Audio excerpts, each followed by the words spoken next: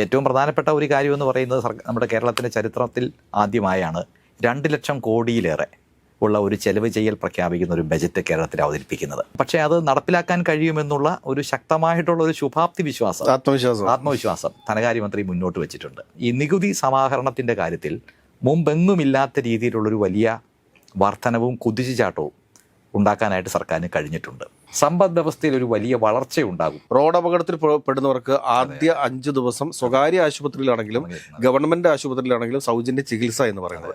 പക്ഷേ ഇതിന്റെ ഒരു സാമ്പത്തിക ഭാരം സ്വകാര്യ ആശുപത്രികളൊക്കെ എങ്ങനെ മാനേജ് ചെയ്യും? മെഡിസെപ്പ് വേർഷൻ 1 നടപ്പിലാക്കിയതിന്റെ ഒരു അനുഭവത്തിൽ നിന്നായിരിക്കും. യഥാർത്ഥത്തിൽ കിഫ്ബി എന്ന് പറയുന്നത് ഒരു ലോകത്ത് തന്നെ ഒരു വലിയ മാതൃക സൃഷ്ടിച്ച ഒരു ഇടപെടലാണ് കിഫ്ബി. പല തൊടുന്യായങ്ങൾ പറഞ്ഞു. ധനകാര്യ കമ്മീഷൻ വഴി ലഭിക്കേണ്ട പണം പോലും, ന്യായമായി ധനകാര്യ കമ്മീഷൻ വഴി ലഭിക്കേണ്ട പണം പോലും പല തൊടുന്യായങ്ങൾ പറഞ്ഞ് തടസ്സപ്പെടുന്ന ഒരു സാഹചര്യം. ഈ ഒരു ബഡ്ജറ്റിന്റെ ഏറ്റവും വലിയൊരു മെറിറ്റ് എന്താണ്? ഏറ്റവും വലിയ മെറിറ്റ് എന്ന് പറയുന്നത് ഈ 2,39,000 കോടി രൂപയുടെ വമ്പൻ ചെലവ് ചെയ്യാൻ. സാർ നമസ്കാരം. സാർ, നമ്മൾ 3ാമത്തെ പ്രാവശ്യമാണ് ഇപ്പോൾ ബഡ്ജറ്റ് ചർച്ചയ്ക്ക് വേണ്ടിയിട്ട് ഈ ഫ്ലോറിൽ തന്നെ ഇരിക്കുന്നത്. അപ്പോൾ ഈ വർഷം 2026-27 വർഷത്തേക്കുള്ള ബഡ്ജറ്റ് 2.4 ലക്ഷം കോടിയുടെ ഒരു ബഡ്ജറ്റാണ് സർക്കാർ അവതരിപ്പിച്ചിരിക്കുന്നത്. ഒരുപാട് ജനക്ഷേമ പദ്ധതികളൊക്കെ ഇതിനകത്ത് പ്രഖ്യാപിച്ചിട്ടുണ്ട്. അപ്പോൾ അതിൻ്റെ ഒരു മെറിറ്റും ഡീമെറിറ്റിലും നമ്മൾ പരിശോധിക്കുന്ന സമയത്ത് എന്താ നമുക്ക് പറയാൻ സാധിക്കുക? ഇവിടെ സൂചിപ്പിച്ചതുപോലെ വലിയ രീതിയിലുള്ള ഒരു ചെലവ് ചെയ്യൽ സർക്കാർ പ്രഖ്യാപിച്ചിരിക്കുകയാണ്. അപ്പോൾ ഏറ്റവും പ്രധാനപ്പെട്ട ഒരു കാര്യം എന്ന് പറയുന്നത് നമ്മുടെ കേരളത്തിൻ്റെ ചരിത്രത്തിൽ ആദ്യമായാണ് 2 ലക്ഷം കോടിയിലേറെ ഉള്ള ഒരു ചെലവ് ചെയ്യൽ പ്രഖ്യാപിക്കുന്ന ഒരു ബജറ്റ് കേരളത്തിൽ അവതരിപ്പിക്കുന്നത്. അപ്പോൾ അത് ഒരു നാഴികക്കല്ലാണ്. അപ്പോൾ അതൊരു ധീരമായ സമീപനം കൂടിയാണ്. നമുക്കറിയാം, ഇത് തെരഞ്ഞെടുപ്പ് വർഷമാണ്. അപ്പോൾ അതും ആ ഒരു പരിഗണനയും കൂടി അതിനകത്ത് വന്നിട്ടുണ്ട്. അത് ആ അർത്ഥത്തിൽ ഒരു ധീരമായ ഇടപെടലാണ് എന്ന് നമ്മൾ കാണുമ്പോഴും ഇത് പ്രാവർത്തികമാകുമോ, നടപ്പിലാക്കാൻ കഴിയുമോ, ഇത്ര വലിയൊരു ചെലവ് ചെയ്യൽ പ്രഖ്യാപിച്ച് അത് നടപ്പിലാക്കാൻ കഴിയുമോ എന്നുള്ള ചോദ്യമാണ് മറ്റു പലരും ഇപ്പോൾ ഉന്നയിക്കുന്നത്. എനിക്ക് തോന്നുന്നു ആ ചോദ്യം പ്രതിപക്ഷത്തുനിന്നും ഇപ്പോൾ ഉന്നയിക്കപ്പെട്ടിട്ടുണ്ട്. പക്ഷേ അത് നടപ്പിലാക്കാൻ കഴിയുമെന്നുള്ള ഒരു ശക്തമായിട്ടുള്ള ഒരു ശുഭാപ്തി വിശ്വാസം, ആത്മവിശ്വാസം ധനകാര്യമന്ത്രി മുന്നോട്ട് വെച്ചിട്ടുണ്ട്. അതിന് 2 കാരണങ്ങളുണ്ട്. അതിലൊരു പ്രധാനപ്പെട്ട കാരണം ഈ നികുതി സമാഹരണത്തിൻ്റെ കാര്യത്തിൽ മുമ്പെങ്ങുമില്ലാത്ത രീതിയിലുള്ളൊരു വലിയ വർധനവും കുതിച്ചുചാട്ടവും ഉണ്ടാക്കാനായിട്ട് സർക്കാരിന് കഴിഞ്ഞിട്ടുണ്ട്. അതും നികുതി സമാഹരണത്തിൻ്റെ കാര്യത്തിലും ചരിത്രത്തിലാദ്യമായി 1 ലക്ഷം കോടിയിലേറെ നികുതി വരുമാനം ശേഖരിക്കാൻ ഈ സർക്കാരിന് ഈ വർഷം കഴിഞ്ഞിട്ടുണ്ട്. കൃത്യമായിട്ട് പറഞ്ഞാൽ 1,02,000 കോടി രൂപ. അപ്പോൾ അടുത്ത വർഷത്തേക്ക് 1,14,000 കോടി രൂപയുടെ നികുതി സമാഹരണം നടത്താൻ കഴിയും എന്നുള്ളതാണ് സർക്കാർ പ്രതീക്ഷിക്കുന്നത്. അപ്പോൾ ഈ 2 കാര്യത്തിലും ഒരു വലിയ ശുഭാപ്തി വിശ്വാസമാണ് സർക്കാർ പ്രതീക്ഷിക്കുന്നത്. അതിന് മറ്റൊരു കാരണം കൂടിയുണ്ട്. കേന്ദ്രത്തിൽ നിന്ന് ലഭിക്കുന്ന ധനസഹായത്തിൻ്റെ കാര്യത്തിലും ഉദാരമായ സമീപനം ഉണ്ടാകുമെന്നും ധനകാര്യമന്ത്രി പ്രതീക്ഷിക്കുന്നുണ്ട്. ഈ വർഷം 34,000 കോടി രൂപയുടെ ഒരു സഹായമാണ് ധനകാര്യ കമ്മീഷൻ വഴി കേരളത്തിന് ലഭിച്ചത്. അത് അടുത്ത വർഷം 68,000 കോടി രൂപയായി വർദ്ധിക്കും എന്ന രീതിയിലുള്ള ഒരു ശുഭാപ്തി വിശ്വാസം ധനകാര്യമന്ത്രി മുന്നോട്ട് വെക്കുന്നുണ്ട്. അപ്പോൾ നമുക്കറിയാം, അത് അതിൻ്റെ വിശദാംശങ്ങളൊക്കെ വരാനിരിക്കുന്നതേ ഉള്ളൂ.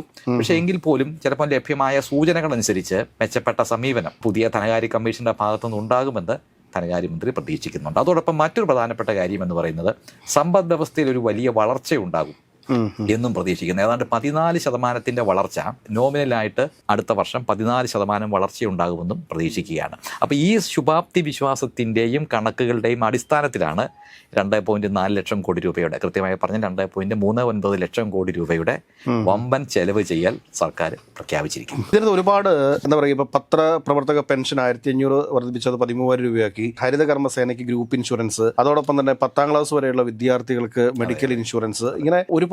അതുകൂടാതെ MLAക്ക് 7 കോടി വരെയുള്ള പദ്ധതി 5 കോടിയായിരുന്നു, അത് ഇപ്പോൾ 7 കോടിയിലേക്ക് ആക്കിയിരിക്കുന്നു.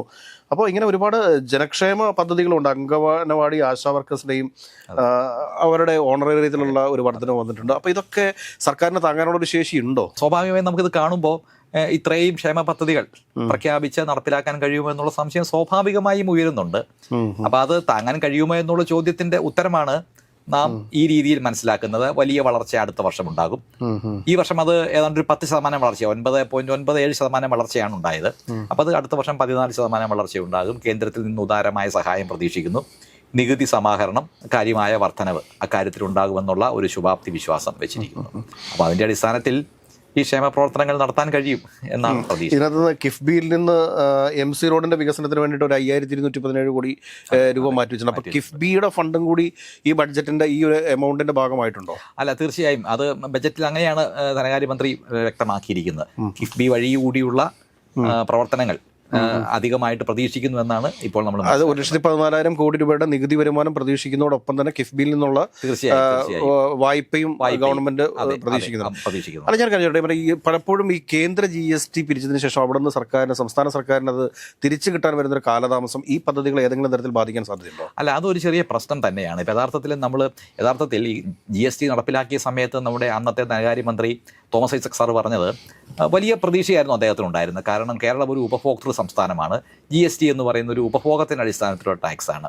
അപ്പം വലിയ ഉപഭോഗം നടക്കുന്ന സംസ്ഥാനം എന്ന നിലയിൽ കൂടുതൽ നികുതി വരുമാനം കേരളത്തിന് കിട്ടുമെന്നാണ് അദ്ദേഹം പ്രതീക്ഷിച്ചത്. അതുകൊണ്ട് തന്നെയാണ് അദ്ദേഹം ഈ GST പരിഷ്കാരത്തെ തോമസ് ഐസക് സർവാത്മന സ്വാഗതം ചെയ്തത്. ആ സമയത്ത് എനിക്ക് തോന്നുന്നു ഇടതുപക്ഷ നേതാക്കളൊക്കെ ചെറിയ ആശങ്കകളൊക്കെ അക്കാര്യത്തിൽ ഉന്നയിച്ചിരുന്നെങ്കിലും ഈ അടിസ്ഥാനത്തിലാണ് ഐസക് സാറ് അത്തരമൊരു ശുഭാപ്തി വിശ്വാസം പ്രകടിപ്പിച്ചത്. പക്ഷേ അതിനനുസരിച്ചിട്ടുള്ള ഒരു നികുതി വരുമാനം GSTയുടെ കാര്യത്തിൽ നമുക്ക് ലഭിച്ചില്ല. അത് ഈ കേന്ദ്രത്തിൽ നിന്ന് ലഭിക്കേണ്ട അത് വീതം വെക്കുകയാണ്. ശരിക്കും പറഞ്ഞാൽ പ്രത്യേകിച്ച് ഈ അന്തർ സംസ്ഥാന ഇടപാടുകളുടെ ഫലമായിട്ട് ലഭിക്കുന്ന ആ നികുതി കേന്ദ്ര സർക്കാരും സംസ്ഥാന സർക്കാരും വീതം വെച്ച് എടുക്കുകയാണ്. അതിന്റെ റേഷ്യോ എത്രയാണ്? അത് IGST തുല്യമായിട്ടാണ്. എത്രയാണോ നികുതി അതിൻ്റെ ഇപ്പോൾ 8% 4% കേന്ദ്ര സർക്കാരിനും 4% സംസ്ഥാന സർക്കാരിനും ലഭിക്കുന്ന രീതിയിലാണ് അത് ലഭിക്കുന്നത്. പക്ഷേ അതിൻ്റെ കണക്കുകളുടെ കാര്യത്തിൽ ആ ട്രാൻസാക്ഷൻസ് കൃത്യമായി രേഖപ്പെടുത്തപ്പെടുകയും അതിൻ്റെ അടിസ്ഥാനത്തിൽ അത് കൃത്യമായി ഈ പറഞ്ഞതുപോലെ സമയബന്ധിതമായി ആ വിഹിതം കൃത്യമായി നിർണയിച്ച് കൈമാറുന്നു എന്നുള്ള കാര്യത്തിൽ ഉള്ള ചില പ്രശ്നങ്ങൾ ഈ GSTN നെറ്റ്വർക്കുമായി ബന്ധപ്പെട്ടും മാത്രമല്ല, ഇപ്പോൾ ഉദാഹരണം ഞാൻ വളരെ ലളിതമായ ഉദാഹരണം പറയാം. നമ്മൾ ഓൺലൈനിൽ വലിയ രീതിയിൽ പർച്ചേസുകൾ നടത്തുന്നുണ്ട്. ബുക്ക് മൈ ഷോയിൽ ഒരു ടിക്കറ്റ് ബുക്ക് ചെയ്ത് കഴിഞ്ഞാൽ ഈ നികുതി യഥാർത്ഥത്തിൽ കേരളത്തിൽ നിന്നാണ്, ആ ട്രാൻസാക്ഷൻ ഉണ്ടാകുന്ന കേരളത്തിലാണ്. പക്ഷേ ഈ നികുതി പോകുന്നത് ബുക്ക് മൈ ഷോ എവിടെയാണോ രജിസ്റ്റർ ചെയ്തിരിക്കുന്നത്, ഏത് സ്റ്റേറ്റിലാണോ ആ സംസ്ഥാനം. അപ്പോൾ ഇത് കൃത്യമായിട്ട് മനസ്സിലാക്കി എത്ര രൂപയാണ് നികുതി കളക്ട് ചെയ്തത്, ആ നികുതി ഏതൊക്കെ സംസ്ഥാനങ്ങളുമായിട്ടാണ് വീതം വെക്കേണ്ടത് എന്നുള്ള കാര്യത്തിൽ ആ ഡേറ്റ ആ രീതിയിൽ അങ്ങനെ ക്യാപ്ചർ ചെയ്ത് സമയബന്ധിതമായി കൃത്യതയോടെ കണക്കുകൂട്ടി ആ വീതം വെക്കുന്ന കാര്യത്തിൽ അവിടെ ഇവിടെയൊക്കെ ചില പോരായ്മകൾ സംഭവിച്ചിട്ടുണ്ട്. അത് ഈ ആമസോണിന്റെ ഉൾപ്പെടെയുള്ള ഓർഡറുകൾ, ആമസോൺ ഉൾപ്പെടെയുള്ള മൾട്ടിനാഷണൽ കമ്പനി എല്ലാ ട്രാൻസാക്ഷൻസിന്റെ കാര്യത്തിലും ഈ പ്രശ്നമുണ്ട്.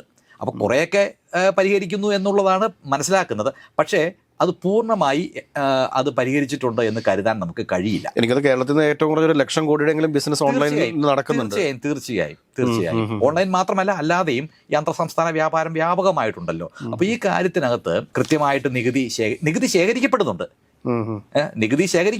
പക്ഷേ ആ നികുതി ശേഖരിക്കുന്നത് കൃത്യമായി കേരളത്തിന്റെ വിഹിതം എത്രയാണെന്ന് നിർണ്ണയിച്ച് സമയബന്ധിതമായി കേരളത്തിന് കൈമാറുന്ന കാര്യത്തിൽ വലിയ രീതിയിലുള്ള കുറവുകൾ അവിടെ ഇവിടെ സംഭവിച്ചിട്ടുണ്ട്. ഒരുപക്ഷെ സംസ്ഥാന സർക്കാർ മുൻകൈ എടുത്തു കഴിഞ്ഞാൽ അത് ഈസി ആയിട്ട് ചെയ്യാൻ സാധിക്കുന്ന ഒരു കാര്യമല്ല. കാരണം എന്താ വെച്ചാൽ പാൻ കാർഡ് പർച്ചേസ് ചെയ്യുന്ന സമയത്തുള്ള പാൻ കാർഡ് അങ്ങനെയുള്ള ഒരുപാട്, അതുകൂടാണ്ട് പേയ്മെന്റ് മെത്തേഡുകൾ തന്നെ ഉണ്ടല്ലോ. പേയ്മെന്റ് ഗേറ്റ്വേയിൽ കൂടെ തന്നെ ഇത് ഐഡന്റിഫൈ ചെയ്യാൻ പറ്റുന്ന ഒരു കാര്യം ഐഡന്റിഫൈ ചെയ്യപ്പെടേണ്ടതാണ്. കാരണം നമ്മൾ സാധാരണഗതിയിൽ അത് മനസ്സിലാക്കുമ്പോൾ, കാരണം ഇത് കൃത്യമായിട്ടുള്ള മണി ട്രെയിൽ നമുക്ക് കണ്ടുപിടിക്കാനായിട്ട് കഴിയും. എല്ലാം ഡിജിറ്റൽ ആണല്ലോ. തീർച്ചയായിട്ടും. അപ്പോൾ അതനുസരിച്ച് ആ അർത്ഥത്തിൽ നോക്കുമ്പം അത് കൃത്യമായി മോണിറ്റർ ചെയ്ത് കൃത്യമായി തിട്ടപ്പെടുത്തി നൽകാവുന്നതാണ്.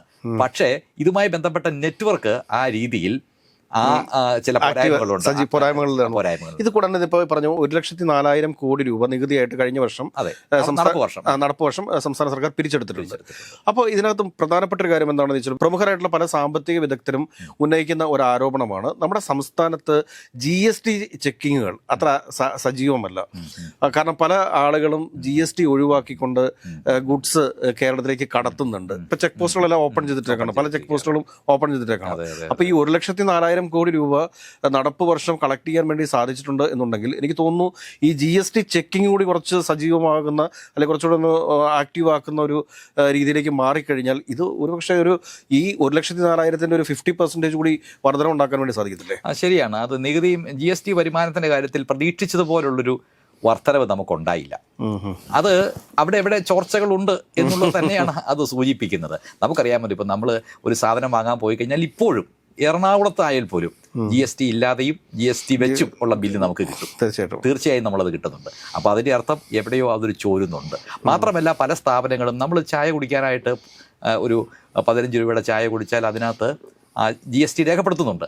പക്ഷേ ആ GST കൃത്യമായി അക്കൗണ്ടിലേക്ക് അടയ്ക്കപ്പെട്ടിട്ടുണ്ടോ എന്നുള്ള കാര്യത്തിൽ ഒക്കെ ചെറിയ പോരായ്മകൾ അവിടെ ഇവിടെ ഉണ്ട് എന്നുള്ള അഭിപ്രായം ഉയരുന്നു. എനിക്കൊന്നും മറ്റേ ഇൻഡിവിജ്വൽ പാൻ കാർഡ് ഈ GST-യുമായിട്ട് ആഡ് ചെയ്ത് ഈ ചായയുടെ ഒക്കെ ബില്ല് വരുന്നുണ്ടല്ലോ, അതിലേക്ക് പാൻ കാർഡും കൂടി നൽകുന്നൊരു രീതിയിലൊക്കെ ഉള്ള ഒരു സോഫ്റ്റ്വെയർ ഡെവലപ്പ് ചെയ്യുന്ന സമീപനം ഉണ്ടായിക്കഴിഞ്ഞാൽ എനിക്ക് തോന്നുന്നു സംസ്ഥാന സർക്കാരിന് ആ നികുതി നഷ്ടം കൂടി ഒഴിവാക്കാൻ വേണ്ടിയിട്ട് സാധിക്കുന്ന ഒരു കാര്യമാണെന്നാണ് എനിക്ക് തോന്നുന്നത്. തീർച്ചയായും നമുക്ക് തീർച്ചയായും അത് കണ്ടുപിടിക്കാൻ പറ്റും. കാരണം മണി ട്രെയിൽ നമുക്ക് വളരെ കൃത്യമായി തിട്ടപ്പെടുത്തി എടുക്കാനായിട്ട് കഴിയും. പക്ഷേ നമ്മൾ രണ്ടുപേരും പോയി പറഞ്ഞതുപോലെ അത്ര ലളിതമല്ല അത് പ്രായോഗികമായി നടപ്പിലാക്കി എടുക്കാനായിട്ട്. എല്ലാവർക്കും പാൻ കാർഡൊന്നും ഇല്ലല്ലോ. പാൻ കാർഡ് ഇപ്പൊ എല്ലാവർക്കും ഇതാക്കിയിട്ടില്ല, കമ്പൽസറി ആക്കിയിട്ടില്ല. എല്ലാവർക്കും കമ്പൽസറി ആക്കി. ഇപ്പൊ നമ്മൾ IT റിട്ടേൺസ് സമർപ്പിക്കുന്നവർ വളരെ കുറച്ച് പേരേ ഉള്ളൂ. 140 കോടിയുള്ളതിൽ IT റിട്ടേൺസ് സമർപ്പിക്കുന്നത് വളരെ ചെറിയ ശതമാനം മാത്രമേ IT റിട്ടേൺസ് സമർപ്പിക്കുന്നത്. അപ്പൊ അങ്ങനെ ഒരു പോരായ്മയൊക്കെ ഉണ്ട്. മാത്രമല്ല ഇത് അഖിലേന്ത്യാ തലത്തിൽ തീരുമാനിക്കപ്പെടണം. കേരളത്തിന് തനിയെ ഒരു തീരുമാനം എടുക്കാനായിട്ട് കഴിയില്ല. ഇത് കൂടാതെ വേറൊരു കാര്യം, പ്രധാനപ്പെട്ടതും എന്നാൽ ഏറെ സാധാരണക്കാർക്ക് അനുകൂലമാകുന്നതുമായിട്ടുള്ളൊരു തീരുമാനമാണ് റോഡ് അപകടത്തിൽ പെടുന്നവർക്ക് ആദ്യ 5 ദിവസം സ്വകാര്യ ആശുപത്രിയിലാണെങ്കിലും ഗവൺമെന്റ് ആശുപത്രിയിലാണെങ്കിലും സൗജന്യ ചികിത്സ എന്ന് പറയുന്നത്. പക്ഷെ ഇതിന്റെ ഒരു സാമ്പത്തിക ഭാരം സ്വകാര്യ ആശുപത്രികളൊക്കെ എങ്ങനെ മാനേജ് ചെയ്യും? അത് ഒരുപക്ഷെ ഇപ്പോൾ ഈ മെഡിസെപ്പ് വേർഷൻ 1 നടപ്പിലാക്കിയതിന്റെ ഒരു അനുഭവത്തിൽ നിന്നായിരിക്കും ഇത്തരം ഒരു പദ്ധതി പ്രഖ്യാപിക്കാൻ സർക്കാർ ഒരു ആത്മവിശ്വാസം. മെഡിസെപ്പ് എന്താണെന്ന് ഒരുപക്ഷെ പ്രേക്ഷകർക്ക് അറിയില്ലായിരിക്കും. മെഡിസെപ്പ് എന്ന് പറയുന്നത് സംസ്ഥാന സർക്കാർ ജീവനക്കാർക്കും റിട്ടയർ ചെയ്തു പോയ ജീവനക്കാർക്കും അവരുടെ കുടുംബാംഗങ്ങൾക്കും നൽകുന്ന ഒരു ആരോഗ്യ പരിരക്ഷാ സംവിധാനമാണ് മെഡിസെപ്പ് എന്ന് പറയുന്നത്. സംസ്ഥാന സർക്കാർ പൂർണ്ണമായും സംസ്ഥാന സർക്കാർ വിഭാവനം ചെയ്ത് നടപ്പിലാക്കുന്ന പദ്ധതിയാണ്. അപ്പോൾ അതിന്റെ 1ാമത്തെ വെർഷനിൽ മാസം 500 രൂപ വീതം എല്ലാ ജീവനക്കാരനും ഈ മെഡിസെപ്പിന്റെ പ്രീമിയമായിട്ട് നൽകുകയും ഏതാണ്ട് എല്ലാ അസുഖങ്ങൾക്കും അതിനൊരു അസുഖം ഇപ്പോഴുണ്ടായ അസുഖമായാൽ കൂടി മാത്രമല്ല റിട്ടയർ ചെയ്ത പെൻഷൻ പറ്റിയ ഉദ്യോഗസ്ഥനായാലും കുടുംബാംഗങ്ങൾക്കടക്കം പരിരക്ഷ നൽകുന്ന ഒരു പദ്ധതിയാണ്. അപ്പോൾ അതിപ്പോൾ പരിഷ്കരിച്ചിരിക്കുകയാണ്. അതിപ്പോൾ അതിന്റെ സെക്കൻഡ് വേർഷൻ 2 വന്നിരിക്കുകയാണ്. അപ്പോൾ കുറച്ചുകൂടെ ചില പോരായ്മകളും പരാതികളൊക്കെ ഉണ്ടായിരുന്നു. അപ്പോൾ അതൊക്കെ പരിഹരിച്ച് കുറച്ചുകൂടെ വിപുലപ്പെടുത്തിയിരിക്കുകയാണ്. അപ്പോൾ അതൊരു ആത്മവിശ്വാസം നൽകിയിട്ടുണ്ടാകും. എങ്ങനെയാണ് ഈ കമ്പനികളോടൊക്കെ വിലപേശൽ നടത്തേണ്ടത്, എങ്ങനെയാണ് നെഗോസിയേഷൻ നടത്തേണ്ടത്. അപ്പോൾ അതിന്റെ വെളിച്ചത്തിലായിരിക്കും ഇപ്പോൾ സ്കൂൾ വിദ്യാർത്ഥികളടക്കം ഈ രീതിയിലൊക്കെയുള്ള ഒരു പദ്ധതിയിലേക്ക് കടന്നു. റോഡ് അപകടത്തിൽപ്പെടുന്നവർക്ക് 5 ദിവസത്തെ സൗജന്യ ചികിത്സ നൽകണമെന്ന് സ്വകാര്യ ആശുപത്രികളോടൊക്കെ നിർദ്ദേശിക്കുന്ന സമയത്ത് എനിക്ക് തോന്നുന്നു കേന്ദ്ര സർക്കാരിന്റെ ആയുഷ്മാൻ പദ്ധതിയും കൂടെ ഒരുപക്ഷെ ഇതിനകത്ത് ഉൾപ്പെടുത്തിയേക്കാം. അതിന്റെ വിശദാംശങ്ങൾ നമുക്ക് അത് ലഭ്യമായിട്ടില്ല. അത് വരുമ്പോൾ മാത്രമേ നമുക്ക് പറയാൻ കഴിയൂ. കാരണം എനിക്ക് തോന്നുന്നു ഉണ്ടെങ്കിൽ ചിലപ്പോൾ അതിനൊരു സാധ്യതയൊക്കെ ഉണ്ടാകും. എന്തെങ്കിലും ഒരു മെഡിക്കൽ ക്ലെയിമുമായിട്ട് ബന്ധിപ്പിക്കാതെ ഇത് മുമ്പോട്ട് പോകാനായിട്ട് സാധിക്കുമോ? കാരണം ഇത് എങ്ങനെ സ്വകാര്യ ആശുപത്രികളെ സംബന്ധിച്ചിട്ട് ഇപ്പൊ റോഡിൽ ഒരു ദിവസം നടക്കുന്ന ആക്സിഡന്റ് നിസ്സാര ആക്സിഡന്റുകളല്ലല്ലോ. അപ്പോൾ അത് എങ്ങനെ ആ രീതിയിലും ലഭിക്കാൻ സാധ്യതയുള്ള വരുമാനം കൂടി കണക്ക് കൂട്ടിയിട്ടായിരിക്കാം ഇത്തരം ഒരു പ്രപ്പോസലിലേക്ക് ധനകാര്യമന്ത്രി വന്നിട്ടുള്ളത്. അതിന്റെ വിശദാംശങ്ങൾ കണ്ടാൽ മാത്രമേ പറയാൻ കഴിയൂ. പക്ഷേ എങ്കിൽ കൂടി എനിക്ക് തോന്നുന്നു സർക്കാർ ഈ ബജറ്റിൽ മുന്നോട്ട് വെച്ചിരിക്കുന്ന ഒരു പ്രധാനപ്പെട്ട ഒരു സമീപനം എന്ന് പറയുന്നത് ക്ഷേമ പദ്ധതികൾ, പ്രത്യേകിച്ച് ഈ ഇൻഷുറൻസ് പരിരക്ഷ ഏതാണ്ട് എല്ലാ മേഖലകളിലേക്കും വ്യാപിപ്പിക്കുക എന്നൊരു ലക്ഷ്യം. പക്ഷെ അത് ഇലക്ഷന്റെ മുന്നോടിയായിട്ടുള്ള ബജറ്റ് ആയതുകൊണ്ട് കൂടി ആയിരിക്കും. സ്കൂൾ വിദ്യാർത്ഥികൾക്ക് മുഴുവൻ ഇൻഷുറൻസ് പരിരക്ഷ ലഭിക്കുകയാണ്. അപ്പോൾ അത് എല്ലാ മേഖലയിലുള്ള തൊഴിലാളികൾക്കും ഇപ്പോൾ ഈ അപകടത്തിൽപ്പെടുന്നവർക്ക് അടക്കം. അപ്പോൾ അതൊരു സർക്കാർ ഒരു ബജറ്റിന്റെ തന്ത്രം അല്ലെങ്കിൽ ഒരു സമീപനം എന്ന രീതിയിൽ സ്വീകരിച്ചിരിക്കുകയാണ്. ഇൻഷുറൻസ് പരിരക്ഷ കഴിയുന്നതും എല്ലാ മേഖലകളിലേക്കും വ്യാപിപ്പിക്കാൻ. അത് മെഡിസെപ്പിൽ നിന്ന് ലഭിച്ച ആത്മവിശ്വാസത്തിൻ്റെ അടിസ്ഥാനത്തിൽ ഈ കമ്പനികളുമായിട്ട് നെഗോഷിയേറ്റ് ചെയ്ത് നടപ്പിലാക്കാമെന്നാണ് പ്രതീക്ഷിക്കുന്നത്. ഒരുപക്ഷെ അതിനകത്ത് കേന്ദ്രത്തിൽ നിന്ന് ലഭിക്കാൻ സാധ്യതയുള്ള ആരോഗ്യ പരിരക്ഷയുടെ വരുമാനം കൂടി ചേർത്ത് ആയിരിക്കും അത് നടപ്പിലാക്കുക. അല്ല, ഇതിനകത്ത് ഏറ്റവും വലിയ ഒരു ബെനിഫിറ്റ് എന്താണ് എന്ന് ചോദിച്ചു കഴിഞ്ഞാൽ, കാരണം ഈ ജനറൽ ആശുപത്രികളിലും മെഡിക്കൽ കോളേജുകളിലും ഒക്കെ ഉണ്ടാകുന്ന ഒരു തിരക്കുണ്ട്. അത് നിസ്സാര തിരക്കല്ല. പ്രാഥമിക ആരോഗ്യ കേന്ദ്രങ്ങളിൽ തന്നെ ഭയങ്കര തിരക്കാണ്. നമ്മുടെ നാട്ടിലെ അതിദാരിദ്ര്യമൊക്കെ നിർമ്മാർജ്ജനം ചെയ്യപ്പെട്ടു എന്ന് പറയുന്ന സമയത്തും ആളുകളുടെ ഒരു നീണ്ട ക്യൂ തന്നെയാണ് ജനറൽ ആശുപത്രിയിലും പ്രാഥമിക ആരോഗ്യ കേന്ദ്രത്തിലൊക്കെ. അപ്പോൾ ഈ ഇൻഷുറൻസ് പരിരക്ഷ എല്ലാവർക്കും ലഭ്യമാകുന്നതോടുകൂടി ഇവർക്ക് സ്വകാര്യ ആശുപത്രികളെയും ആശ്രയിക്കാൻ പറ്റുന്നൊരു രീതി ഉണ്ടാവത്തില്ല. തീർച്ചയായും അത് ഈ പറയുന്ന അസുഖങ്ങളും അപകടവുമായി ബന്ധപ്പെട്ട ചികിത്സയും ഒക്കെ സർക്കാർ ഈ രീതിയിൽ ഏറ്റെടുത്തു കഴിഞ്ഞാൽ അതിന്റെ ഗുണം സ്വകാര്യ ആശുപത്രികൾക്കും തീർച്ചയായും ലഭിക്കും. തീർച്ചയായും. കാരണം ഒരു വലിയ ആരോഗ്യവുമായി ബന്ധപ്പെട്ട ഒരു ചെലവ് ഈ രീതിയിൽ സർക്കാർ വഹിക്കുമ്പോൾ കൂടുതൽ മെച്ചപ്പെട്ട ചികിത്സ തേടി പോകാൻ ആൾക്കാർക്ക് കഴിയുന്ന ഒരു നില ഉണ്ടാകും. അപ്പോൾ സ്വകാര്യ മേഖലയും സഹായിക്കുന്ന ഒരു ആരോഗ്യ മേഖലയിൽ ഇപ്പോൾ ഒരുപാട് ഇൻഷുറൻസ് പദ്ധതികളൊക്കെ കൊണ്ടുവന്നിട്ടുണ്ട്. ഇത് നമ്മുടെ സാമ്പത്തിക മേഖലയ്ക്കൊരു പുത്തൻ ഉണർവ് നൽകാനായിട്ട് സഹായിക്കത്തില്ലേ? തീർച്ചയായും. ഈ സർക്കാർ ഇത്തരം ചെലവുകളൊക്കെ ചെയ്യുമ്പോൾ ഉണർവ് ഉണ്ടാവേണ്ടതാണ്. പക്ഷേ ഈ ഇൻഷുറൻസ് മേഖലയൊക്കെ ആകുമ്പോൾ ആശുപത്രിയിൽ നമ്മൾ ഇൻഷുറൻസ് ക്ലെയിം ഉന്നയിക്കണം. ആ ക്ലെയിമിന്റെ ഫലമായിട്ട് ആ തുക ആശുപത്രികൾ കൈമാറുമ്പോഴാണല്ലോ അത് സമ്പദ് വ്യവസ്ഥയിലേക്ക് എത്തിച്ചേരുന്നത്. അപ്പോൾ അതിൻ്റെതായ ഒരു കാലതാമസവും അതിൻ്റെതായ ഒരു പരോക്ഷമായിട്ടുള്ള ഒരു പ്രഭാവവുമായിരിക്കും അത് സൃഷ്ടിക്കുക. എന്നാൽ തൊഴിലുറപ്പ് പദ്ധതി ആയാലും ആശാ വർക്കർമാർക്ക് നൽകുന്ന അധിക വേതനമായാലും മറ്റ് അംഗൻവാടി ജീവനക്കാർക്ക് നൽകുന്ന അധിക വേതനമായാലും നേരിട്ട് അപ്പോൾ തന്നെ ആ പണം സമ്പദ് വ്യവസ്ഥയിൽ ഒഴുകിയെത്തുകയും വലിയ മാറ്റങ്ങൾക്ക് കാരണമാവുകയും ചെയ്യും. ഞാൻ സാറിനോട് കാര്യം ചോദിക്കട്ടെ, ഇതിനകത്ത് ഏറ്റവും പ്രധാനപ്പെട്ട ഈ 2026-27 ബഡ്ജറ്റ് നമ്മൾ നോക്കിക്കാണുന്ന സമയത്ത് ഇതിനകത്ത് ഏറ്റവും വലിയൊരു ന്യൂനതയായിട്ട് നമുക്ക് പറയാൻ സാധിക്കുന്ന കാര്യം എന്താണ്? ന്യൂനതയായിട്ട് പറയാനായിട്ട് നമുക്ക് തോന്നുന്ന കാര്യം, ഇപ്പൊ ഈ ഞാൻ പറഞ്ഞല്ലോ നേരത്തെ, ഈ 3-4 പ്രധാനപ്പെട്ട ആശയങ്ങളുടെ അടിസ്ഥാനത്തിലാണ് ധനകാര്യമന്ത്രി ഈ പ്രഖ്യാപനങ്ങളെല്ലാം നടത്തിയിരിക്കുന്നത്. അതിലൊന്ന്, സമ്പദ് വ്യവസ്ഥയിൽ 14% വളർച്ചയുണ്ടാകും. അതാണ് പ്രതീക്ഷിക്കുന്നത്. ഈ വർഷത്തെ വളർച്ചാ നിരക്ക്, അതായത് 2024-25 വർഷത്തിലെ വളർച്ചാ നിരക്ക് 9.97%, 10% വളർച്ചാ നിരക്ക് എന്ന് വിചാരിക്കാം. അപ്പോൾ അത് 14% വർധനം ഉണ്ടാകും എന്ന് പ്രതീക്ഷിക്കുകയാണ്. അതൊന്ന്. മറ്റൊന്ന്, ധനകാര്യ കമ്മീഷൻ വഴി ലഭിക്കുന്ന വിഭവത്തിന്റെ കൈമാറ്റം 34,000 കോടിയായിരുന്നു ഈ വർഷം. അത് അടുത്ത വർഷം 68,000 കോടിയായിട്ട് വർദ്ധിക്കും എന്ന് സർക്കാർ പ്രതീക്ഷിക്കുകയാണ്. അതിന് ചില സൂചനകളൊക്കെ ധനകാര്യമന്ത്രിക്ക് ലഭിച്ചിട്ടുണ്ടാകും. കാരണം അതിന്റെ വിശദാംശങ്ങൾ നമ്മൾ അറിയാനിരിക്കുന്നതല്ലേ ഉള്ളൂ. പക്ഷേ എങ്കിലും ബജറ്റിൽ അത് അങ്ങനെ സൂചിപ്പിക്കാൻ ഒരു കാരണമുണ്ടെങ്കിൽ, സൂചിപ്പിച്ചിട്ടുണ്ടെങ്കിൽ അതിന് അനുയോജ്യമായ ഒരു കാരണം കൂടിയുണ്ട്. എന്തെങ്കിലും സൂചനകളുണ്ടാകും, കൃത്യമായ സൂചന. അപ്പോൾ അത് രണ്ടാമത്തെ ഒരു പ്രധാനപ്പെട്ട ഒരു അനുമാനമാണ് ധനകാര്യമന്ത്രി. അതാണ് രണ്ടാമത്തെ അടിസ്ഥാനം. 3, നികുതി സമാഹരണത്തിന്റെ കാര്യത്തിൽ 1,14,000 കോടി രൂപയുടെ നികുതി സമാഹരിക്കാൻ കഴിയും. അപ്പോൾ വളർച്ചയുണ്ടാകുന്നു. 10,000 കോടിയുടെ വർധന ഉണ്ടാവും. 12,000 കോടി രൂപ. ഈ വർഷം 1,02,000. അപ്പൊ 14,000 കോടി രൂപയുടെ നികുതി വരുമാനം വർദ്ധിക്കും. ഈ 3 പരികൽപ്പനകളുടെ അടിസ്ഥാനത്തിലാണ് ധനകാര്യമന്ത്രി ഈ പ്രഖ്യാപനങ്ങളെല്ലാം ഈ ബഡ്ജറ്റ് ഡിസൈൻ ചെയ്തിരിക്കുന്നത്.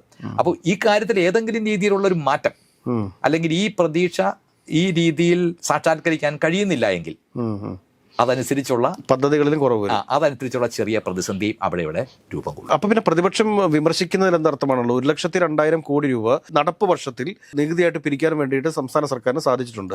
അതിന് വെറും 10% മാത്രം ഒരു ഇൻക്രീസ് ആണ് ഇതിനകത്ത് കാണിച്ചിട്ടുള്ളത്. അപ്പോൾ ഇത് സ്വാഭാവികമായിട്ടും അച്ചീവ് ചെയ്യാൻ പറ്റുന്ന ഒരു ടാർഗറ്റിലേ ഉള്ളൂ. തീർച്ചയായും. കാരണം സാമ്പത്തിക വളർച്ച എന്ന് പറയുന്നത് ശരവേഗത്തിൽ മുൻപോട്ട് നീങ്ങുന്ന ഒരു സമയത്ത് എനിക്ക് തോന്നുന്നത് ഈസിയായിട്ട് അച്ചീവ് ചെയ്യാൻ വേണ്ടി ഈസിയായിട്ട് അച്ചീവ് ചെയ്യാൻ കഴിയുമെന്നുള്ളതാണ് സർക്കാർ പ്രതീക്ഷിക്കുന്നത്. പക്ഷെ അങ്ങനെ ആകുമ്പോഴും ഇതെല്ലാം തന്നെ നടന്നിട്ടുണ്ടാവണം. ഇതെല്ലാം നടന്നിട്ടുണ്ട് എങ്കിൽ മാത്രമാണ് സർക്കാർ പ്രഖ്യാപിച്ചിട്ടുള്ള ഈ 2.4 ലക്ഷം കോടി രൂപയുടെ ചെലവ് ചെയ്യൽ പദ്ധതി നടപ്പിലാക്കാനായിട്ട് പറ്റും. പിന്നെ വേറൊരു വലിയൊരു പ്രശ്നം കൂടി വരുന്നുണ്ട്. കാരണം വെച്ചാൽ കിഫ്ബിയുടെ ലോൺ എടുത്തിട്ട് 10 വർഷം പൂർത്തിയാകുന്ന സമയം കൂടിയാണ്. മറ്റൊരു കാര്യം കൂടി ധനകാര്യമന്ത്രി എടുത്തു പറഞ്ഞിട്ടുണ്ട്. 32,000 കോടി രൂപ കിഫ്ബി വഴി നടപ്പിലാക്കിയിട്ടുള്ളതിൽ 28,000 കോടി രൂപയും ഈ സർക്കാരിന്റെ കാലത്താണ്. കിഫ്ബിയുടെ പദ്ധതികളെല്ലാം അടിസ്ഥാന സൗകര്യങ്ങളുടെ വികസനത്തിന് വേണ്ടിയിട്ടാണ്. അത് നമ്മുടെ നാടിന്റെ പുരോഗതിക്ക് ഒരുപാട് പ്രയോജനം ചെയ്തിട്ടുണ്ട് എന്നാണ്. കിഫ്ബിയെ കുറിച്ച് എന്താ പറയാനുള്ളത്? യഥാർത്ഥത്തിൽ കിഫ്ബി എന്ന് പറയുന്നത് ഒരു ലോകത്ത് തന്നെ ഒരു വലിയ മാതൃക സൃഷ്ടിച്ച ഒരു ഇടപെടലാണ് കിഫ്ബി. ഞാൻ അത് ഒരു അല്പം ഒന്ന് പറയേണ്ടതുണ്ട്. ഈ FRBM ധന ഉത്തരവാദിത്വ നിയമം വന്നതിന് ശേഷമാണല്ലോ ധനക്കമ്മി സമ്പദ് വ്യവസ്ഥയുടെ 3% കൂടാൻ പാടില്ല എന്ന വ്യവസ്ഥ കൊണ്ടുവന്നത്. അപ്പോൾ ആ വ്യവസ്ഥ വന്നപ്പോൾ അങ്ങനെ വരുമ്പം കേരളത്തെ പോലെയുള്ള ഒരു സംസ്ഥാനത്ത് നമുക്ക് വലിയ നിക്ഷേപം ഉണ്ടായാൽ മാത്രമേ നമുക്ക് ഭാവിയിലേക്ക് ഒരു വളർച്ചാ നിരക്ക് ഉണ്ടാവുള്ളൂ. അപ്പം തോമസ് ഐസക് സാറിൻ്റെ ഒരു കാഴ്ചപ്പാട് അങ്ങനെയായിരുന്നു. നമ്മളിങ്ങനെ കാത്തിരുന്ന് കഴിഞ്ഞാൽ നമുക്ക് ഈ അടിസ്ഥാന സൗകര്യങ്ങളൊന്നും നമുക്കിപ്പോൾ വികസിപ്പിക്കാനായിട്ട് കഴിയും. കാലം കടന്നു പോകും. അപ്പോൾ വമ്പൻ നിക്ഷേപം എങ്ങനെ നടത്താൻ പറ്റും? കടമെടുത്താണ് സാധാരണഗതിയിൽ ചെയ്യുന്നത്. പക്ഷേ ആ കടമെടുപ്പിനുള്ള പരിധിയാണ് 3% മാത്രമേ കടമെടുക്കാൻ കഴിയും എന്ന നിബന്ധന കൊണ്ടുവരുന്നു. അപ്പോൾ അതിനെ എങ്ങനെ മറികടക്കാൻ കഴിയും? യഥാർത്ഥത്തിൽ ഈ ആശയം വരുന്നത് യൂറോപ്യൻ യൂണിയൻ രൂപീകരിച്ചപ്പോൾ അവിടെ വിവിധ രാജ്യങ്ങളെല്ലാം കൂടെ ഒറ്റ ഒരു സഖ്യമായിട്ട് മാറുകയാണല്ലോ. അവിടെ ഈ ധനനയവും ഫിസ്ക്കൽ പോളിസിയും ഒക്കെ നടപ്പിലാക്കണമെങ്കിൽ രാജ്യങ്ങളുടെ ചെലവ് ചെയ്യലുമായി ബന്ധപ്പെട്ട് ഒരു ഏകതാനത അവിടെ ഉണ്ടാവണം. അങ്ങനെയാണ് അവരാണ് ഈ നിർദ്ദേശം ആദ്യമായിട്ട് മുന്നോട്ട് വെച്ചത്. കമ്മി എന്ന് പറയുന്നത് അല്ലെങ്കിൽ കടം എന്ന് പറയുന്നത് 3% പാടുള്ളൂ എന്ന നിബന്ധന യൂറോപ്യൻ യൂണിയനിലാണ് ഇത് ആദ്യമായിട്ട് നടപ്പിലാക്കിയത്. അപ്പം അതിന് ചുവട് പിടിച്ചാണ് ഇന്ത്യയിൽ ഇത് വരുന്നത്. പക്ഷെ കുറച്ച് കഴിഞ്ഞപ്പോൾ യൂറോപ്യൻ യൂണിയൻ തന്നെ ഇതിന്റെ പരിമിതി വിവിധ രാജ്യങ്ങൾക്ക് ബോധ്യപ്പെട്ടു. അപ്പൊ അവരെന്ത് ചെയ്യുന്നു ചോദിച്ചു കഴിഞ്ഞാൽ അവർ ഇതിനെ മറികടക്കാൻ, അപ്പൊ നിയമമുണ്ട്, അപ്പൊ ആ നിയമത്തെ മറികടക്കാനുള്ള മറ്റു കുറുക്കു വഴികളെല്ലാം ഈ യൂറോപ്യൻ രാജ്യങ്ങളും സ്വീകരിച്ചു. അവര് പല രീതിയിൽ ഇതിനെ മറികടന്നു. അതിന് യൂറോപ്പിൽ പറയുന്ന പേര് ക്രിയേറ്റീവ് അക്കൗണ്ടിംഗ് എന്നാണ്. ബുദ്ധിപരമായ അക്കൗണ്ടിങ്ങിൽ മാറ്റം വരുത്തിയിട്ട് അവരതിനെ മറികടന്നു. അപ്പൊ അതിന്റെ ചുവട് പിടിച്ചാണ് ഈ നിബന്ധനയെ എങ്ങനെ മറികടക്കാൻ കഴിയും എന്നുള്ള ആലോചന കിഫ്ബി എന്ന ആശയമായി മുന്നോട്ട് വെച്ചത്. അപ്പോൾ കിഫ്ബി എന്ന് പറയുന്നത് സർക്കാരിന്റെ ആണോ എന്ന് ചോദിച്ചാൽ സർക്കാരിന്റെ അല്ല. പക്ഷേ സർക്കാരിന്റെ നിയന്ത്രണമുണ്ടോ എന്ന് ചോദിച്ചാൽ സർക്കാരിന്റെ നിയന്ത്രണമുണ്ട്.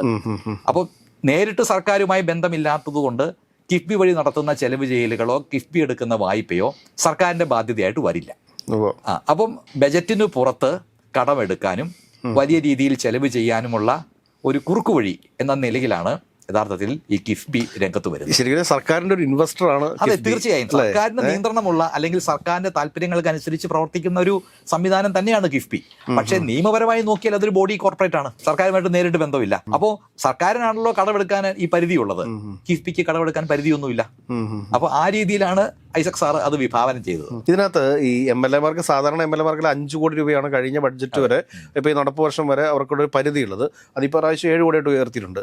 അത് കൂടാതെ തന്നെ പല MLA-മാരും എനിക്ക് തോന്നുന്നു തങ്ങളുടെ മണ്ഡലങ്ങളിൽ വികസനങ്ങൾ നടത്തിയിട്ടുള്ളത് കിഫ്ബി പദ്ധതികൾ ഉപയോഗിച്ചിട്ടാണ്. അതെ അതെ അതെ അതെ തീർച്ചയായും കിഫ്ബി പദ്ധതി ഉപയോഗിച്ച് വികസനം നടത്തിയിട്ടുണ്ട്. അപ്പോൾ അത് പക്ഷേ അപ്പോൾ ഇതിങ്ങനെ വലിയ രീതിയിലുള്ള ഒരു കടമെടുപ്പും വലിയ രീതിയിലുള്ള പ്രവർത്തനങ്ങൾ നടക്കുന്നു എന്ന് കണ്ടപ്പോഴാണല്ലോ കേന്ദ്ര സർക്കാർ ആ നിയന്ത്രണം കുറച്ച് കടുപ്പിക്കാനായിട്ട് തീരുമാനിച്ചത്. ആദ്യ സമയങ്ങളിൽ കേന്ദ്ര സർക്കാരിനും ഇത്തരം നടപടികൾ ഉണ്ടായിരുന്നു. നഹായി പോലത്തെ national highway authorities of India അവര് പണം സ്വരൂപിക്കുന്നത് ഈ രീതിയിലായിരുന്നു. പക്ഷെ പിന്നീട് അപ്പം ഒരു വ്യത്യാസം എന്ന് പറയുന്നത് കിഫ്ബിയിലേക്ക് നികുതി വരുമാനം നമ്മൾ കൊടുക്കുന്നുണ്ട്, നഹായിലേക്ക് കേന്ദ്ര സർക്കാർ നികുതി വരുമാനം കൊടുക്കുന്നില്ല എന്നുള്ളതായിരുന്നു അവരുടെ ഒരു ന്യായം. അപ്പൊ നമ്മൾ നികുതി വരുമാനം അങ്ങോട്ട് കൊടുക്കുമ്പോൾ അത് സർക്കാരിന്റെ ബാധ്യതയായി മാറും.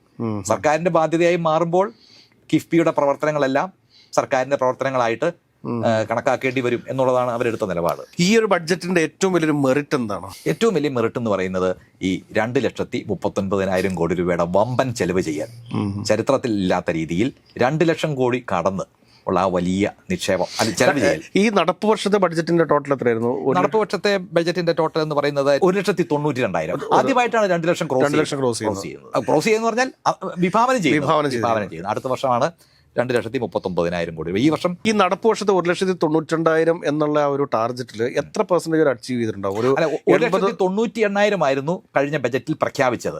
പക്ഷേ 1,92 നടപ്പിലായുള്ളൂ.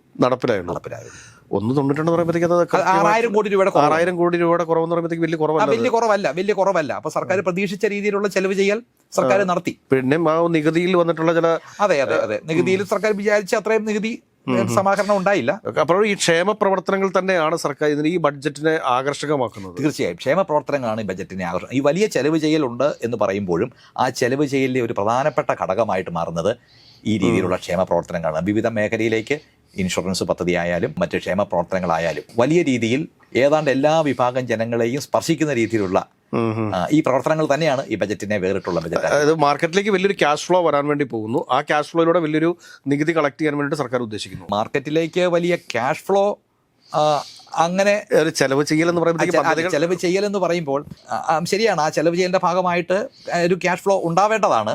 പക്ഷേ ഈ പലപ്പോഴും ഈ ക്ഷേമ പദ്ധതികളൊക്കെ നടപ്പിലാക്കുന്ന ഇൻഷുറൻസ് പദ്ധതികളൊക്കെയാണല്ലോ. അപ്പോൾ അത് ആ ഇൻഷുറൻസ് പദ്ധതികൾ യഥാർത്ഥത്തിൽ ആശുപത്രിയിലെ ആശാ വർക്കർമാരുടെ സാലറി വർദ്ധിപ്പിച്ചിട്ടുണ്ട്, ഹോണർ വർദ്ധിപ്പിച്ചിട്ടുണ്ട്. അതോടൊപ്പം തന്നെ അംഗൻവാടിയിലുള്ള ടീച്ചർമാരുടെ വർദ്ധിപ്പിച്ചിട്ടുണ്ട്. ഇതൊക്കെ ഒരു പക്ഷേ തീർച്ചയായും അതെല്ലാം തന്നെ നേരിട്ട് അങ്ങനെ നേരിട്ട് പണമായിട്ട് ലഭിക്കുന്ന ആ തുക തീർച്ചയായും സമ്പദ് വ്യവസ്ഥയിൽ അതിന്റെ മാർക്കറ്റിലേക്ക് വരികയും അത് സമ്പദ് വ്യവസ്ഥയെ തീർച്ചയായും ഉത്തേജിപ്പിക്കുകയും ചെയ്യും. ഞാൻ പറഞ്ഞ ഈ ഇൻഷുറൻസിന്റെ കാര്യത്തിൽ ക്ഷേമ പ്രവർത്തനം അങ്ങനെയൊക്കെ ആകുമ്പോൾ ആശുപത്രികൾ വഴിയാണല്ലോ ആ ചെലവ് ചെയ്യൽ നടക്കേണ്ടത്. അപ്പോൾ അത് ആശുപത്രിയിൽ ഇൻഷുറൻസ് ക്ലെയിം ഉണ്ടാകുന്ന മുറയ്ക്കാണല്ലോ അത് വരുന്നത്.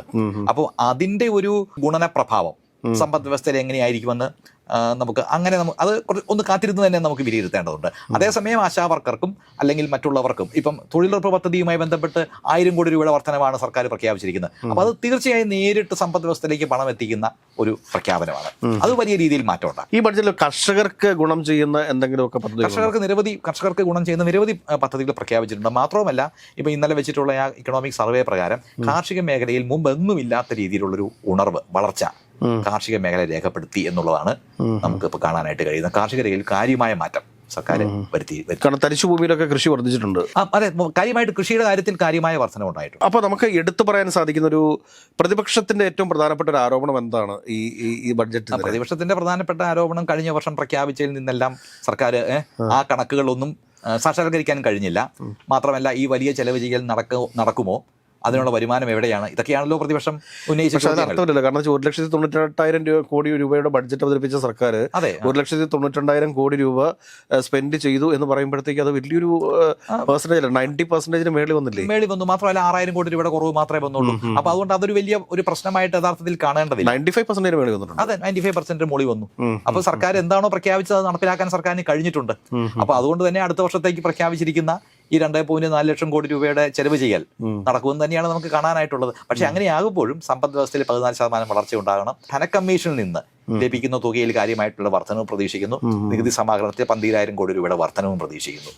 അപ്പൊ ഈ 3 കാര്യങ്ങൾ സംഭവിക്കണം. അപ്പൊ ഈ കേരളത്തിലെ ബഡ്ജറ്റിനെ പിന്തുടർന്നുകൊണ്ട് കേരളത്തിൽ നിന്നുള്ള MP ചെയ്യേണ്ട ഒരു കാര്യം എന്താണെന്ന് വെച്ച് കഴിഞ്ഞാൽ കേന്ദ്ര സർക്കാരിന്റെ മേല് സമ്മർദ്ദം ചെലുത്തുക. BJP നേതാക്കന്മാർ ചെയ്യേണ്ട കാര്യം എന്താ വെച്ച് കഴിഞ്ഞാൽ കൂടുതൽ പദ്ധതികൾ കേരളത്തിന് അനുകൂലമാക്കി മാറ്റത്തക്ക രീതിയിലുള്ള ഒരു സമ്മർദ്ദം കേന്ദ്ര സർക്കാരിന്റെ മേലിൽ ചുമത്തുകയാണ് ചെയ്യേണ്ടത്. അല്ല, അത് തീർച്ചയായും ഉണ്ടാവണം. കാരണം ഇന്ത്യയുടെ ഒരു ഫെഡറൽ നേച്ചറിനെ നമുക്ക് സംരക്ഷിച്ച് മാത്രമല്ലേ മുന്നോട്ട് പോകാൻ കഴിയൂ. അപ്പോൾ കേരളത്തിന് കഴിഞ്ഞ ധനകാര്യ കമ്മീഷൻ കഴിഞ്ഞ 2-3 ധനകാര്യ കമ്മീഷന്റെ കാലയളവിലാണ് ഈ കുറവ് സംഭവിച്ചത്. അപ്പൊ ആ കുറവ് നമുക്ക് പരിഹരിച്ച് കേരളം യഥാർത്ഥത്തിൽ വികസനത്തിന്റെ കാര്യത്തിൽ രാജ്യത്തിന് മാതൃകയാണ്. സ്വാഭാവികമായും ആ പരിഗണന തീർച്ചയായും ധനകാര്യ കമ്മീഷന്റെ ഭാഗത്തുനിന്ന് ലഭിക്കേണ്ടതാണ്. പക്ഷേ ധനകാര്യ കമ്മീഷന്റെ കാര്യത്തിൽ ഇപ്പോൾ MP വലിയ രീതിയിൽ സ്വാധീനം ചെലുത്താൻ കഴിയില്ല. കാരണം അതൊരു ഭരണഘടനാ സ്ഥാപനമാണ്. അവരിപ്പോൾ റിപ്പോർട്ട് സമർപ്പിച്ചിട്ടിരിക്കുകയാണല്ലോ. അപ്പോൾ അത് അടുത്ത ദിവസം നമുക്ക് അതിന്റെ വിശദാംശങ്ങൾ ലഭിക്കുമ്പോൾ അതിനകത്തിനി പക്ഷെ അങ്ങനെയാകുമ്പോഴും സിബി സൂചിപ്പിച്ചതുപോലെ MP സമ്മർദ്ദത്തിനൊരു പ്രസക്തിയുണ്ട്. കാരണം പല തൊടുന്യായങ്ങൾ പറഞ്ഞു. ധനകാര്യ കമ്മീഷൻ വഴി ലഭിക്കേണ്ട പണം പോലും, ന്യായമായി ധനകാര്യ കമ്മീഷൻ വഴി ലഭിക്കേണ്ട പണം പോലും പല തൊടുന്യായങ്ങൾ പറഞ്ഞ് തടസ്സപ്പെടുന്ന ഒരു സാഹചര്യം ഈ സമയത്ത് നമ്മുടെ MP പലരും സൈലന്റ് ആവുകയും ചെയ്യുന്നുണ്ട്. അത് തീർച്ചയായും MP അത് ഉന്നയിക്കാതെ ഇരിക്കുകയും ചെയ്തിട്ടുണ്ട്. മാത്രമല്ല ഈ കടത്തിന്റെ പരിധി ഇപ്പം 3% കടമെടുക്കാനുള്ള നമുക്കുള്ള ന്യായമായിട്ടുള്ള അവകാശം. അത് സമ്പദ് വ്യവസ്ഥയുടെ വലിപ്പം എന്താണെന്ന് തീരുമാനിച്ചിട്ട് അതിന്റെ അടിസ്ഥാനത്തിലാണ് ഈ 3% എന്നുള്ള കണക്കിലേക്ക് വരുന്നത്. അപ്പൊ നമ്മളിപ്പം വിലയിരുത്തിയിരിക്കുന്ന സമ്പദ് വ്യവസ്ഥയുടെ വലിപ്പം എന്ന് പറയുന്നത് 14.2 ലക്ഷം കോടിയാണ് കേരളത്തിന്റെ സമ്പദ് വ്യവസ്ഥയുടെ ഈ വർഷത്തെ ഒരു വലിപ്പം എന്ന് പറയുന്നത്. അതിന്റെ 3% കടമെടുക്കാൻ പറ്റുന്നത്. അപ്പൊ ഈ കണക്കെടുപ്പിന്റെ കാര്യത്തിൽ ചില തർക്കങ്ങൾ ഇപ്പം വന്നിട്ടുണ്ട്. അത് നമ്മുടെ ധനകാര്യമന്ത്രി മെമ്മോറാണ്ടമായിട്ട് കേന്ദ്ര ധനകാര്യമന്ത്രി നിർമ്മല സീതാരാമൻജിക്ക് സമർപ്പിക്കുകയും ചെയ്തിട്ടുണ്ട്. 42,000 കോടി മാത്രമേ കടമെടുക്കാനായിട്ട് കേരളത്തിന് പറ്റും. പക്ഷെ അത് യഥാർത്ഥത്തിൽ അതിലേറെ നമുക്ക് കടമെടുക്കാൻ കഴിയും എന്നുള്ളതാണ് സംസ്ഥാനം വിലയിരുത്തുന്നത്. പക്ഷേ അപ്പം GDP-യുടെ വലിപ്പവുമായി ബന്ധപ്പെട്ടാണ് അതിരിക്കുന്നത്. നമ്മൾ കണക്ക് കൂട്ടുന്നത് നമ്മുടെ GDP കൂടുതലുണ്ട്. നമ്മുടെ കേരളത്തിന്റെ മൊത്തം വരുമാനം കേന്ദ്ര സർക്കാർ വിലയിരുത്തിയതിനേക്കാൾ കൂടുതലാണ് സംസ്ഥാന സർക്കാർ വിലയിരുത്തിയിരിക്കുന്നത്. അപ്പോൾ യഥാർത്ഥത്തിൽ അത് കേന്ദ്ര സർക്കാർ തെറ്റായി അങ്ങനെ വിലയിരുത്തി എന്നുള്ളതാണ് സംസ്ഥാന സർക്കാരിന്റെ നിലപാട്. അപ്പൊ ധനകാര്യ കമ്മീഷൻ ഒരു മാനദണ്ഡം മുന്നോട്ട് വെച്ചിട്ടുണ്ട്. അപ്പൊ നമ്മുടെ ആർഗ്യുമെന്റ് എന്ന് പറയുന്നത് ധനകാര്യ കമ്മീഷൻ എങ്ങനെയാണോ GDP കണക്ക് കൂട്ടേണ്ടത് അതിൽ നിന്ന് വ്യത്യാസപ്പെടുത്തിയാണ് കേന്ദ്ര സർക്കാർ അത് വിലയിരുത്തിയിരിക്കുന്നത്. അങ്ങനെ വിലയിരുത്തിയപ്പോൾ നമ്മുടെ GDP കുറഞ്ഞു. സ്വാഭാവികമായും 3% കണക്ക് കൂട്ടുമ്പോൾ ആ കടപരിധിയും കുറയും. അപ്പൊ അത് ശരിയല്ല. അത് പരിഹരിക്കണം. അത് പരിഹരിച്ചാൽ ഏതാണ്ട് 20,000 കോടിയോളം രൂപ നമുക്ക് അധികം ലഭിക്കും. അത് മാത്രമല്ല ഈ രീതിയിൽ മറ്റു ചില നമുക്ക് ന്യായമായി ലഭിക്കേണ്ട തുകയെല്ലാം കൂടെ കൂടുമ്പോൾ വലിയ തുകയായിട്ട് ഒരു 21,000 കോടി രൂപയുടെ വരുമാനം നമുക്ക് ലഭിക്കും. GDP-യുടെ കാര്യത്തിൽ എനിക്ക് തോന്നുന്നു GDP-യുടെ കാര്യത്തിലുള്ള ആ വ്യത്യാസം മാറ്റി കഴിഞ്ഞാൽ ഏതാണ്ട് 4,000-ഓളം കോടി രൂപ അധികം നമുക്ക് ലഭിക്കും. അപ്പം ധനകാര്യ കമ്മീഷൻ വഴി ന്യായമായി ലഭിക്കേണ്ട തുകകൾ നമുക്ക് ലഭിച്ചാൽ എല്ലാം കൂടെ 21,000 കോടി രൂപ വരും. അത് വിട്ടു നൽകണം എന്ന് പറഞ്ഞാണ് ധനകാര്യ മന്ത്രി കഴിഞ്ഞ ആഴ്ച നമ്മൾ വാർത്തയിലൊക്കെ കണ്ടല്ലോ, ധനകാര്യ മന്ത്രിക്ക് മെമ്മോറാണ്ടം സമർപ്പിച്ചിരിക്കുകയാണ്. അപ്പൊ ആ കാര്യത്തിൽ കേരളത്തിൽ നിന്നുള്ള MP വലിയ രീതിയിൽ സമ്മർദ്ദം ചെയ്യാനായിട്ട് കഴിയും. ന്യായമായിട്ടുള്ള കാര്യം ചെയ്യണം എന്ന് മാത്രം പറഞ്ഞാൽ മതി. നമുക്കിപ്പോൾ അവിഹിതമായിട്ടോ അല്ലെങ്കിൽ ഒരു പ്രത്യേക പരിഗണന എന്ന രീതിയിലൊന്നും തരണ്ട. നിലനിൽക്കുന്ന നിയമത്തെ ശരിയായ രീതിയിൽ വിലയിരുത്തി നമുക്ക് ലഭിക്കേണ്ട ന്യായമായ തുക നൽകാൻ ഇടപെട്ടാൽ മതി. അപ്പോൾ എനിക്ക് തോന്നുന്നു മറ്റേ ഈ പ്രതിപക്ഷ MP ഇലക്ഷൻ കാലമാണ്, അതുകൊണ്ട് കേരളത്തിന് ലഭിക്കേണ്ട ആനുകൂല്യങ്ങളൊന്നും വേണ്ട എന്നുള്ള നിലപാടിന് പകരമായിട്ട് കേരളത്തിന് ലഭിക്കേണ്ട അവകാശങ്ങളൊക്കെ പാർലമെന്റ് ചോദിക്കണം. തീർച്ചയായും അത് ന്യായമായി ലഭിക്കേണ്ട ആ പണം നൽകണം എന്ന നിലപാട് യഥാർത്ഥത്തിൽ MP സ്വീകരിക്കേണ്ടതാണ്. മഹാരാജാസ് കോളേജിലെ ഒരുപാട് തിരക്കുകൾക്കിടയിലാണ് ഡിപ്പാർട്ട്മെന്റ് ഹെഡ് കൂടിയായിട്ടുള്ള അങ്ങ് ഞങ്ങളോട് ഈ വിലയേറിയ സമയം ചെലവഴിച്ചത്. ഒരുപാട് നന്ദി. നന്ദി.